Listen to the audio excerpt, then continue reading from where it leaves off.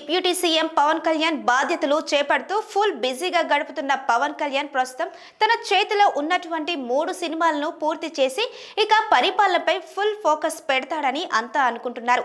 Harihara Veeramallu movie promotion సమయంలో ఆయన ఇచ్చిన ఒక ఇంటర్వ్యూలో కూడా ఇదే చెప్పుకొచ్చారు. హరిహర వీరమల్లు విడుదలైపోయింది. ఈ నెల 25న ఓజీ చిత్రం కూడా విడుదల కాబోతుంది. ఈ 2 సినిమాలు కాకుండా ఉస్తాద్ భగత్ సింగ్ సినిమాని కూడా ఆయన పూర్తి చేశాడు.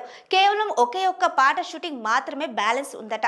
ఈ నెల 7వ తేదీ నుండి ఆ పాట చిత్రీకరణ మొదలు కానుంది. దీంతో ఉస్తాద్ భగత్ సింగ్ కి సంబంధించిన పవన్ కళ్యాణ్ షూటింగ్ వరకు పూర్తి అవుతుందట. ఇదే ఆయన ఆఖరి చిత్రం అని అభిమానులు బలంగా ఫిక్స్ అయిపోయారు. కానీ ఈ సినిమాతో ఆయన ఆపడం లేదని తెలుస్తోంది. ఇప్పటికే కన్నడ నిర్మాత కేవిఎన్ కి పవన్ కళ్యాణ్ ఒక సినిమా చేయడానికి డేట్స్ ఇచ్చాడు. ఈ చిత్రంతో పాటు దిల్ రాజు వద్ద కూడా పవన్ కళ్యాణ్ కి సంబంధించి ఒక 30 రోజులు డేట్స్ ఉన్నాయట. అదేవిధంగా వీరమల్లు నిర్మాత ఏఎం రత్నం వద్ద కూడా పవన్ కళ్యాణ్ కి సంబంధించి 30 రోజులు డేట్స్ ఉన్నాయట.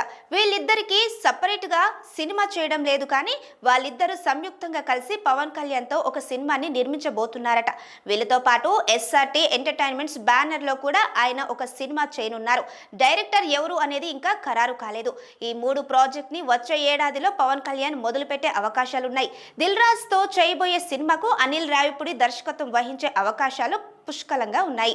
ప్రస్తుతం మెగాస్టార్ చిరంజీవితో మన శంకర వరప్రసాద్ గారు అనే సినిమా చేస్తున్న అనిల్ రావిపూడి ఆ చిత్రం పూర్తి అవ్వగానే ఈ సినిమాకు షిఫ్ట్ అయ్యే అవకాశాలు ఉన్నాయి.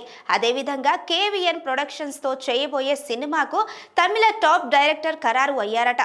లోకేష్ కనకరాజు, హెచ్ వినోద్ పేర్లు వినిపిస్తున్నాయి. ఇక ఎస్ఆర్టీ ఎంటర్టైన్మెంట్స్ మీద చేయబోయే సినిమాకు సురేందర్ రెడ్డి డైరెక్టర్ అనే విషయం మన అందరికీ తెలిసిందే. కానీ ఇప్పుడు ఆ ప్రాజెక్ట్ అటకెక్కింది.